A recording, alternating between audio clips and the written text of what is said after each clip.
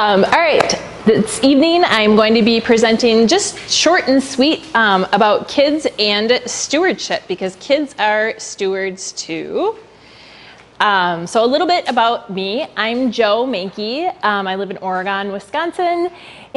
I have 15-ish years, honestly I haven't done the math, in children's ministries and family ministries, both as volunteer and in a professional capacity.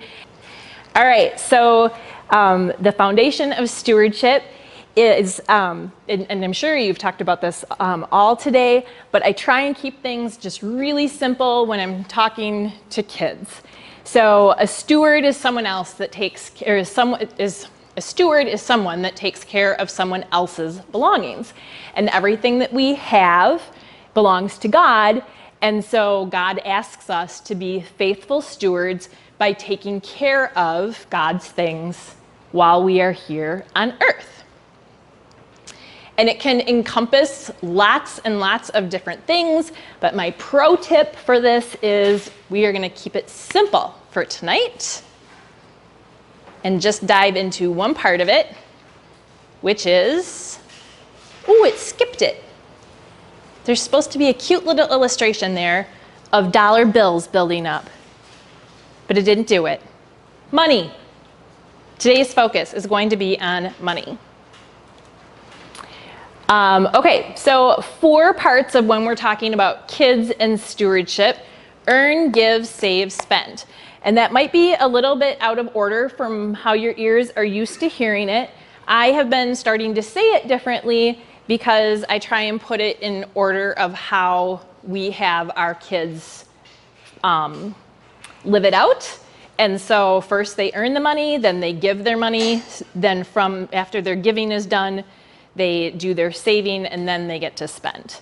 It honestly doesn't sound quite as it doesn't flow as nice on my ears, but it functions better, and I think that's more important here. All right, so the first is earn. Teachable moments happen when kids spend and save the money that they have earned as opposed to the money that they have been allowed, or that they are allowed. And what I mean by that is cause and effect is really important. We learn this throughout our lives, and especially when it comes to earning a living in the world, it's really important that kids understand that with work, then you get money. And so from infancy, we start learning, you know, a baby is hungry, they cry, they get fed, cause, effect. So we can teach that with kids as well through work, through doing chores, and then they earn money that they have. And we really encourage that model over an allowance model where they're just receiving a stipend every week or however often. Because going back 2 slides, it just makes more of an impact to them when it's theirs and it's a finite number and they know what they're working with and they've had to earn it. That I think it drives the purpose and everything home. They learn more from that than when they don't have any skin in the game and they're just given it to them. So chores, I'm not going to spend a lot of time on this, but I do have some suggestions on another slide that just gives some suggestions for chores for kids at different ages. And those are just suggestions. It's a place to start. Some of those you might read them, and I'm getting ahead of myself. I'll talk about that in a second. Okay, so chores that earn money versus family chores. What I mean by that is, in our house, anyhow, we have things that everybody is expected to do simply because they are a member of our family. And in order for our family to keep running and for there to be food on the table and clean clothes and dogs that are alive, we need to do things to take care of them. And so kids want dogs, then kids help take care of dogs. That's probably not going to be something that we would include as a chore that earns money. But that's our choice. That's what we've worked with. But the dogs, we have 2 pugs, Charlie and Vader, a fawn pug and a black pug. They are ridiculous. And they are super ridiculous about having their nails cut. And pugs' nails grow very fast.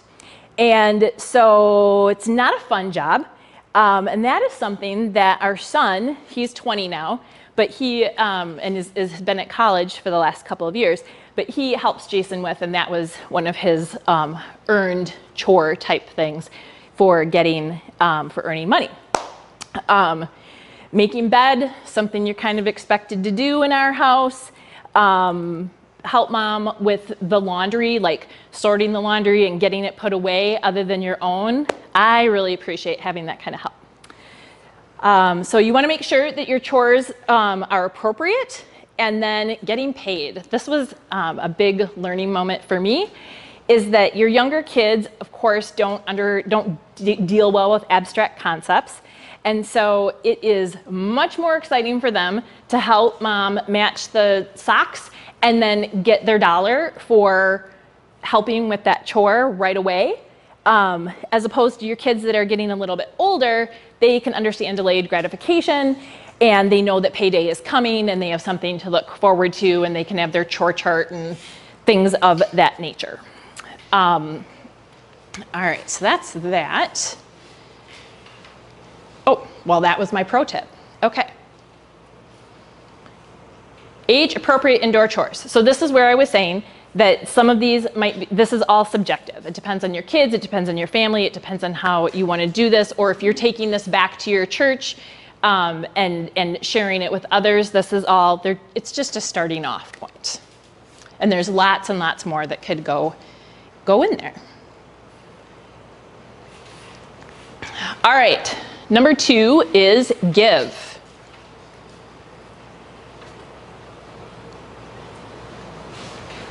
My font is messed up. Start children off on the way they should go, and even when they are old, they will not turn from it. Good old Proverbs. So we started doing this with our son, who I said is 20. He'll be 21 in just a few weeks. A couple years ago, he went off to college, and that was our time to kind of see what happened with everything that we've been teaching him, to kind of put it to a test drive, right? And we're still seeing if it worked. There are some things that he is really good about. He's still really good about, he's very generous with his time and with helping others. He's not so generous at this point in time in his life with money, but we do know that that's what he's been taught. And so you might need to check back with me in another year, and I can give you an update on where that's at. Now, our daughter, on the other hand, who is almost 13, would give you her last dime if you needed it, and she had it. And so I think some of it is just a difference in how kids are. But both of our kids, we have talked to them about a tithe from the time they were very, very little. That tithe, 10%, is a good place to start. I was not raised that way. I was given my quarter to put in the Sunday school basket, and I believe my husband, similar thing. And so we really had the journey and the growth to tithing was a lot longer in front of us from adults, as opposed to had that been something that we grew up with. It just would have been normal, like brushing our teeth and going to the dentist and those sorts of things. Again, it is important to tithe with their money. So I will say, I think depending on the age of the kids, that's going to make a little bit of there's going to have more impact on kids that have earned their money on a 6-year-old versus a 3-year-old that's just starting out going to Sunday school. And I am absolutely positive that there have been times when we forgot the money at home, and so the envelopes were put money from mom and dad's pockets in until later. All right, so tithing is a good place to start, and we always give back to begin with to God through the church. That is what we have taught our kids. However, and then we talk about what that money does. And I've tried to do that in Sunday school and in confirmation as well, so that the kids understand that their money isn't going to like the treat bar up in the gathering space, and it's not necessarily going to help with, keep the lights on, although that is part of what it does. but helping them understand what their offering is doing, that it just doesn't go into this, vacuum. But after that is additional ideas after or beyond tithing can be really fun for kids. And really, I guess even through the church, we've tried some things through Sunday school that have made it also very fun. Finding things that kids have an interest in. So I'm just gonna do our example outside of church and going above or beyond the tithe. So Jason has a job and we tithe from that. I have my own business and we tithe from that. But what we do with that tithe, I guess, is a little different in that we have decided to take that money and as a family, we've picked an organization that's important to us and that is, in addition to the church, that meets our families, what's important to us as a family. And for us, that included something that worked with injustice and breaking poverty cycle with kids and families, and was on a local level. That's what we kind of wanted to find, something that did that. And so we take the 10% from the earnings from my business, and that's what we do with that money.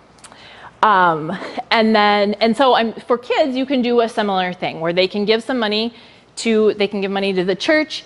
They can also, to give them some incentive to do something beyond that is something they're really passionate about. So maybe they're passionate about the Humane Society and maybe not money that they've earned, but I know one year for my son's birthday, we had the kids that came in lieu of bringing a present for Grady. We had them bring stuff for the Humane Shelter, the Humane Society, and we provided a list of small things that they were looking for to make that easy to do.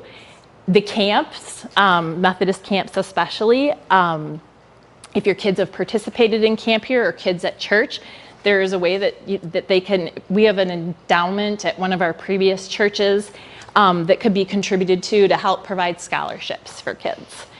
And they could contribute to that and help kids that aren't in a place to be able to necessarily be able to afford church to be able to do that. Or not church, to afford camp.